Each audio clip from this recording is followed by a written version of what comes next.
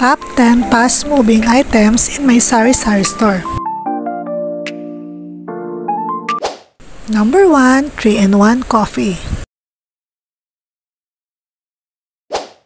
Number 2, eggs or itlog. Number 3, instant noodles.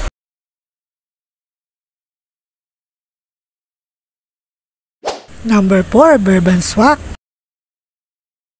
Number 5, ang hindi mawawala sa kusina ng mga nanay, ang mantika. Number 6, seasonings and condiments. Number 7 ay ang powder detergent soap.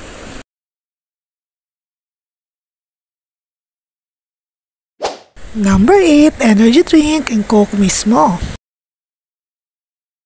Number 9, ang hindi mawawala sa listahan ay ang sardinas.